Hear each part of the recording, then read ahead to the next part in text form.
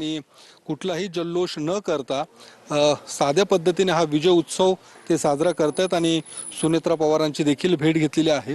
काय दादांच्या निधनानंतर ही खरं तर निवडणूक होती आणि तुम्ही आता वहिनींची देखील भेट घेतलेली आहे। नमस्कार, मी सौरोहिणी संदीप कदम ढोले, वडगाव निंबाळकर गटातून गट नंबर 63 म्हणून आदरणीय स्वर्गीय अजितदादांनी आम्हाला उमेदवारी दिली होती। दादांनी दिलेली उमेदवारी ही शेवटचीच उमेदवारी ठरली।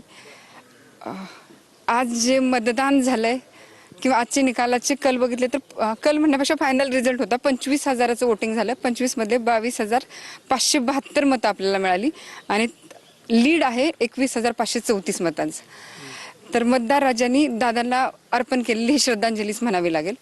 दादा नाहीयेत, हा विजय उत्सव पाठीवर थाप मारायला दादा नाहीयेत ह्याची कायम खंत राहील। पण आपले आदरणीय उपमुख्यमंत्री सुनेत्रा पवार यांच्या मार्गदर्शनाखाली आम्ही सर्व विजयी उमेदवार सतत कार्य करू। काय सुनेत्रा पवारांनी आता काय सांगितलं, काय तुमचं बोलणं झालं त्यांच्याशी नेमकं? एवढं मतदान, पहिल्यांदा तुझं अभिनंदन आणि खूप मोठी जबाबदारी दिली आहे दादांनी। आपण भेटूया आणि पुढचे दिशा ठरवूयात। काय काय नेमकी चर्चा झाली, तुम्ही भेटली झाली?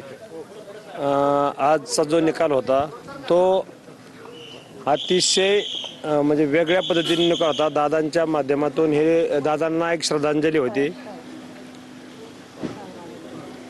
वहिनींच्या समोर आमची आता भेट झाली। वहिनींनी उमेदवारांना शुभेच्छा देऊन सांगितलं की तुमच्यावर मोठी जबाबदारी पडलेली आहे आणि ती जबाबदारी म्हणजे तुम्ही दादांचा जो वसा आणि वारसा पुढे चालवण्याचं काम करायचं आहे आणि दादांच्या पावलावर ते पाऊल ठेवून इथून पुढची सर्व जबाबदारी तुम्ही सांभाळून आपल्या भागामधील विकासाचा गंगा पुढे न्यायची आहे।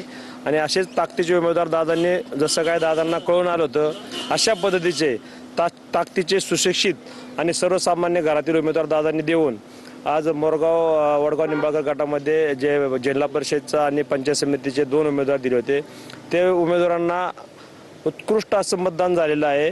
विक्रमी मतांनी निवडून आले आहेत। पहिल्यांदाच जेडपीचा सदस्य जे आहेत आमच्या सोनबाई सौरोहिणी संदीप कदम यांना जवळपास 21,534चं लीड मिळालेलं आहे आणि हे आमच्या गटामधलं पहिलंच लीड आहे, जे पहिल्यांदाच मिळालेलं लीड आहे आमचं।